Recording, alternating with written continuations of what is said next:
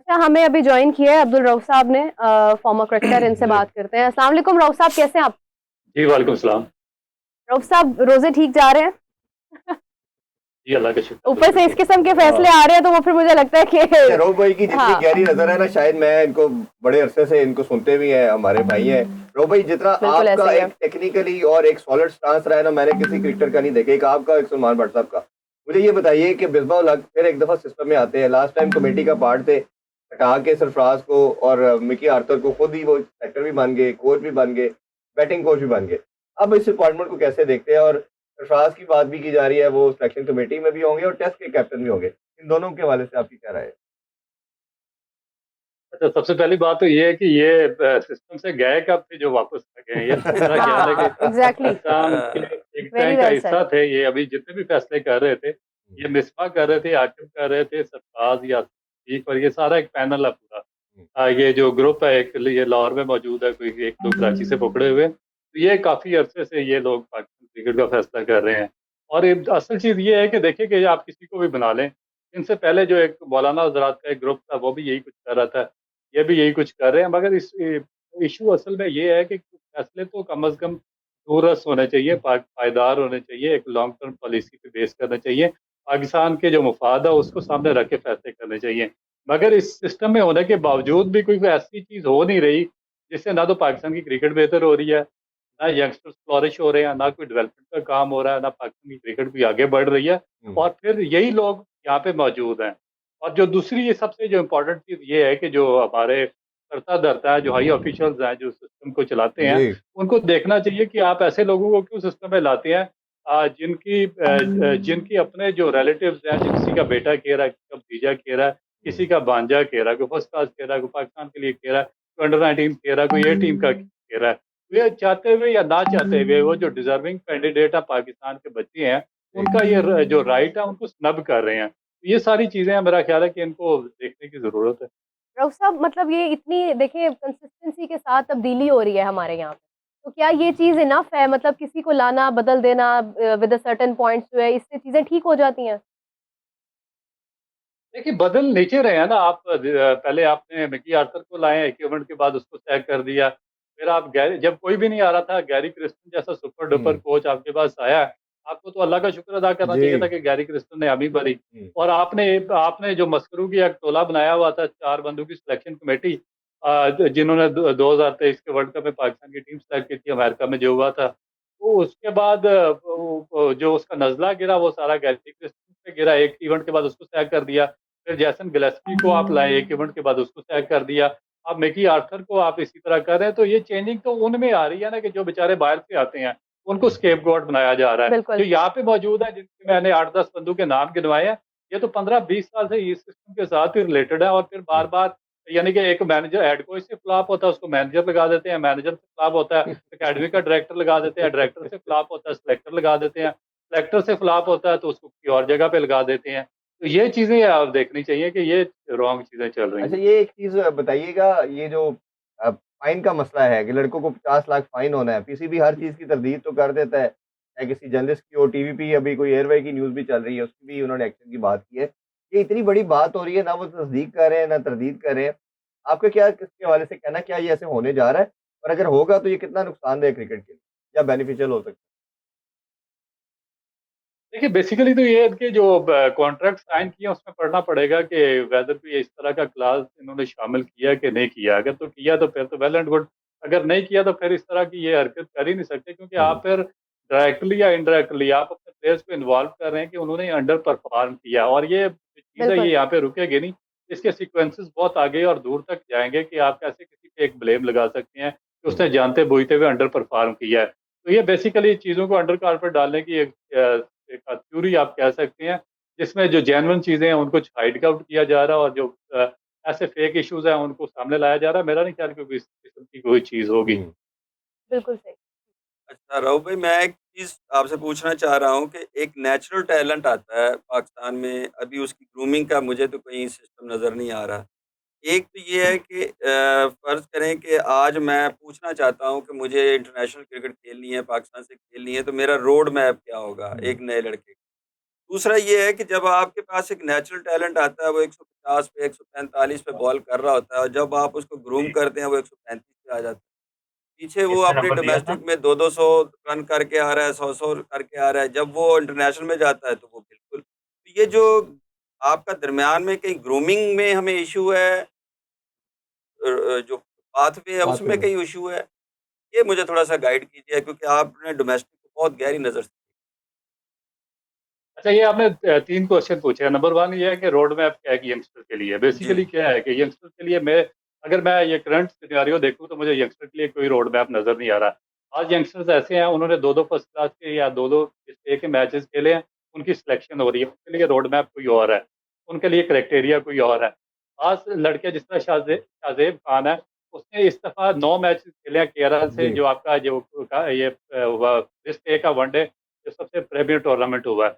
उसमें उसने 80 रन की एवरेज से उसने 485 रन किए जी हैं। उसने टॉप किया। उससे पहले जो अंडर 19 का आपका इवेंट हुआ, एशिया कप हुआ था 1 साल पहले, जी उसमें उसने इंडिया के खिलाफ 159 और हम्म। श्रीलंका के खिलाफ 126 की इनिंग खेली है। तो आप उसके लिए तो आप मुझे बताएं कि क्या रोड मैप होगा? वो क्वेश्चन तो राउत पूछ साहब सकता है। बिल्कुल आपकी बात ठीक है और हम लोग इस पे एग्री भी करते हैं। अभी हमारे पास टाइम थोड़ा सा शॉर्ट है, लास्ट एक हम चीज मैं आपको दोबारा कनेक्ट करते हैं। आपका बहुत बहुत शुक्रिया। इसी के साथ हमें ज्वाइन किया है सलमान भट्ट साहब ने, टेस्ट क्रिकेटर है फॉर्मर, इनसे बात करते हैं। अस्सलाम वालेकुम भट्ट साहब, कैसे हैं आप? ये अच्छा रन के इरफान चार साहब, हमें सलमान भट्ट साहब ने ज्वाइन किया है। अस्सलाम वालेकुम भट्ट साहब, आपको आवाज आ रही है? वालेकुम अस्सलाम जी, मुझे आवाज आ रही है। जी, शुक्रिया। यकीनन आप बिल्कुल ठीक होंगे, लेकिन भट्ट साहब फैसले इस तरह के हो रहे हैं कि ना तबीयत गड़बड़ हो जाती है। अभी सडनली आउट ऑफ नोवेयर पता चलता है कि मिसबाह उल हक साहब सिलेक्शन कमेटी में आ चुके हैं। सरफराज अहमद टेस्ट टीम के हेड कोच जो है वो कंसीडर किए जा रहे हैं। एक तरफ फाइन की सारी खबरें आ रही हैं। मतलब ये वो चीज़ें चेंज हो रही हैं जिनकी एक्चुअली ज़रूरत नहीं है। मतलब क किस तरह देख रहे हैं इन सारी खबरों को? देखिए, आई सपोज के दोनों बातें जो आपने अभी मेंशन की हैं, ये ऑफिशियल स्टेटमेंट्स नहीं है। मे बी इंटरनल डिस्कशंस हों, और हमें पता है कि इंटरनल डिस्कशंस अक्सर जो क्रिकेट बोर्ड में होती हैं, फिर डिस्कशंस में ही होती हैं, तो वो बात कहीं से कहीं पहुंच जाती है मीडिया। अनलेस के बोर्ड इसके ऊपर कोई फाइनल डिसीजन लेके इसको अनाउंस करे, अब इसके ऊपर ये क्या मिसबाह सराय की करें, सुभान भाई व्हाट आ टाइम चुका है should we waste on this, website पे क्योंकि पोस्ट कर ये दिया गया सरफराज तो ऑलरेडी से क्या आ चुका है यार। मुझे पहले बात कंप्लीट करने दें, क्योंकि आवाज कटती है बीच में, ठीक ओवरलैपिंग है ना हो। जी। जी जी हेलो, जी जी जी बोलिए सलमान भाई। बताइए क्या कह रहे हैं। मैं कह रहा हूँ कि मिसबाह उल हक का वेबसाइट पे पोस्ट कर दिया गया है सेक्शन कमेटी का पार्ट। अच्छा, तो वो एक सिलेक्टर ऐड हो गए, प्रोबेबली वो जो अलीम डार साहब ने छोड़ा, उनकी हम्म, जगह उन्होंने फिल इन कर दिया है ठीक। मिसबा को, जो कि बैटिंग किए में। तो दैट्स अबाउट इट। अब इस पे मैं क्या कमेंट करूं? मिसबा सिलेक्टर आ गया, मिसबा कप्तान रहा है, अगर सिलेक्टर आया तो उससे आपको बेट करनी चाहिए। यही हम मतलब क्रिकेटर्स का ही काम है, ये काम को करना। अब जब वो करेंगे तो पता लगेगा। बिल्कुल सही है। थोड़ा हेड कोच इसमें obviously wasn't ideal one, but थोड़ी-सी डिस्टॉर्शन आ रही है आवाज़ में, आई थिंक या आप तक आवाज़ लेट जा रही है या हमारी आप तक जी लेट आ रही है। मैं एक क्वेश्चन ड्रॉप करती हूँ तो फिर आप डिस्कशन उसके ऊपर भी ज़रा थोड़ी-सी रोशनी डालें कि आज का मैच बड़ा इम्पोर्टेंट है भट्ट साहब, क्योंकि सेमीफाइनल है इंडिया इंग्लैंड का। पिछला मैच हमने देखा वो बिल्कुल ही टॉस के ऊपर एक डिसीजन ऐसा ऐसा लगा जैसे हो रहा है। तो आपको नहीं लगता कि इतना ज़्यादा एक अंडरस्टूड मैच जो है उसकी वो हाइप नहीं रहती है, वो इंटरेस्ट नहीं रहता कि आप टॉस जीत गए, आपको पता चल गया ठीक है ड्यू फैक्टर है, उसके बाद दूसरी टीम जो है वो उसका हैज हासिल कर लेगी। तो इस डिसीजन को किस तरह से देखते हैं कि टाइमिंग क्या थोड़ी चेंज नहीं होनी चाहिए थी मैच? देखिए, बिल्कुल मैं इसको एंडोर्स करता हूँ, आपकी बात से एग्री करता हूँ। और अभी रिसेंटली पाकिस्तान बोर्ड ने अपनी होम सीरीज में टाइमिंग चेंज की भी थी ड्यू फैक्टर की वजह से। है कि इतने बड़े इवेंट्स हैं, 4-4 साल टीमें इसका प्रिपेयर हैं इन चीजों के लिए, लेकिन ये अपने सारे के सब फैसले जो है ना, इनकी सारी की सारी चीजें वो इनके फाइनेंशियल बेनिफिट्स के ऊपर जो है ना डिसाइड होती हैं, कि ऑडियंस कब होगी, आई बॉल्स कब होंगे, ब्रॉडकास्ट का टाइम कौन सा सूटेबल होगा। वो क्रिकेट से सुपरसीड कर चुकी हैं। वो क्रिकेट सेकेंडरी हो गई है, ब्रॉडकास्टिंग और व्यूअरशिप जो है वो नंबर 1 हो गई है। हुँ, हालांकि अगर आप दुनिया की एक ऐसी स्पोर्ट है जो कि बड़ी महंगी टीवी राइट्स लेकर आती है, तो आप रिजनेबल टाइम पे कराएंगे तो वो ऑडियंस उसके लिए आएगी।